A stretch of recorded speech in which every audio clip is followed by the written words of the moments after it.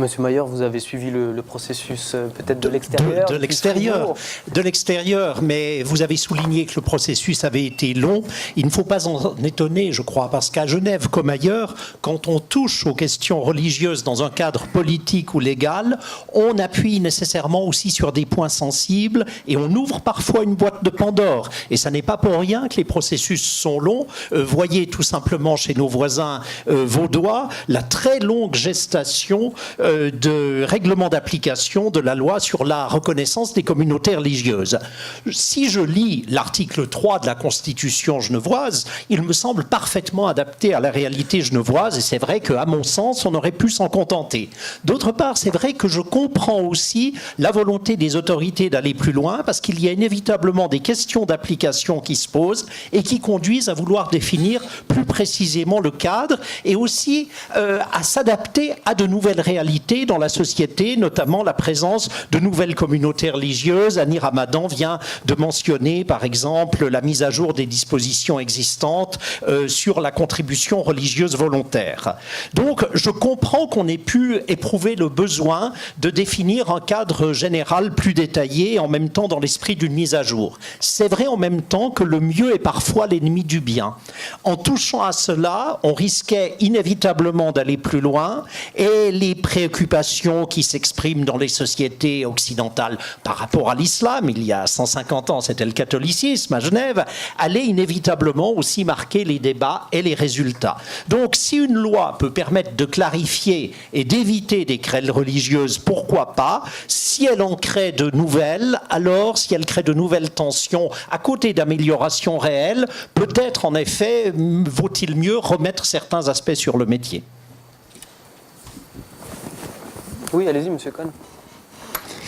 Voilà.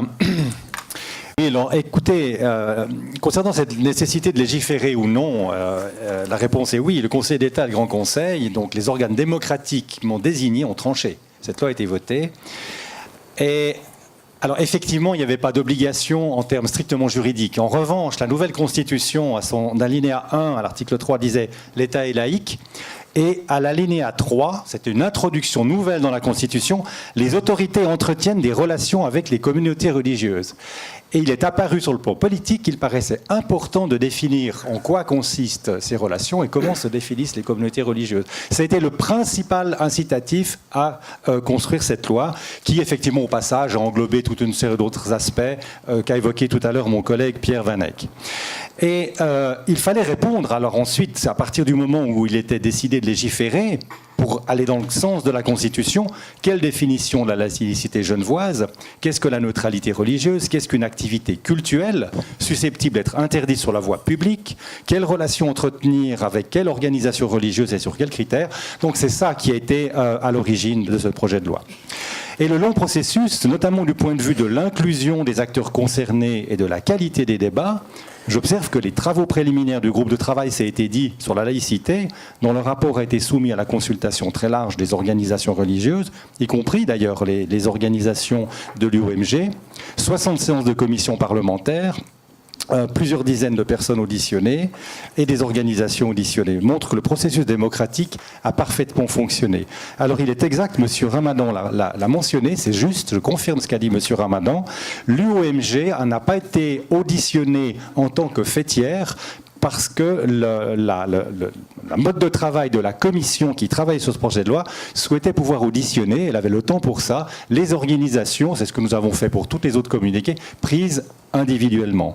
Donc là, il y a eu peut-être un élément d'organisation qui n'a pas fonctionné. Cela étant, et peut-être pour répondre à la remarque de M. Ramadan, toutes les communautés ont fait part de leur proposition d'amendement. Il est évident que nous n'avons pas intégré la totalité, voire même pour certains pas du tout, et pas seulement celle de l'OMG, des propositions qui étaient faites pour l'élaboration de cette loi. Donc le processus démocratique a parfaitement fonctionné. Merci. Merci. Il n'est pas au bout. Merci, je le prends. Oui, effectivement. Alors, par rapport à ce qui vient d'être dit, effectivement, que dans la nouvelle Constitution de 2012, il y a tout un tas d'articles. Effectivement, on parle beaucoup de l'article 3, mais je vous laisse chercher l'article 15, 24, 25, qui parlent notamment de la discrimination, de la non-discrimination, de la liberté de conscience, de croyance, mais également la liberté de réunion et de manifestation. Donc, c'est vrai qu'il y avait une suffisance dans la Constitution revue et retravaillée. Et pour moi, c'est un cadre qui a été posé avec cette nouvelle Constitution et elle reflète d'ailleurs ce qu'on retrouve dans l'article 15 de la Constitution au niveau fédéral, même dans l'article 18 de la Déclaration universelle des droits de l'homme, c'est des choses qui sont liées de défense des droits de chacun.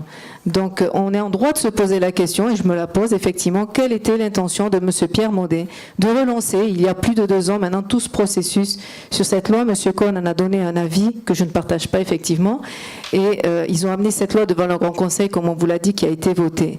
Et pour moi, à Genève, la paix confessionnelle, elle existe, et je souhaite qu'elle perdure. Mais pour moi, les dépositaires de cette loi, ils menacent, vraiment, menacent cet équilibre, et ils inventent des problèmes qui n'en ont jamais été, en tout cas. Et cette loi sur la laïcité, pour moi, elle exclut. Lisez bien le contenu. Elle discrimine, et elle prive d'ailleurs une partie de la population de ses droits et de ses ambitions. Donc pour moi, cette loi qui devient prohibitive, eh ben, il s'avère, pour moi, c'est l'arbre qui cache la forêt. En fait, c'est une porte d'entrée, à mon avis, pour de nouveaux textes de plus en plus restrictifs qui nous pendonnent et qui risquent d'ailleurs de provoquer des attitudes de repli sur soi et de défiance. Et quand on parle effectivement, comme M. Falquet dit, que de l'extérieur, on monte les gens les uns contre les autres, mais je m'excuse, M. Falquet, mais c'est la méthode UDC qui fonctionne comme ça ici en Suisse, de monter les gens les uns contre les autres, de faire peur aux gens. Et si la Constitution, comme vous dites, suffit par rapport à ce sujet, ben, il faut être cohérent jusqu'au bout. Il faut voter contre cette loi. Il faut assumer et ne pas suivre comme des moutons. Merci.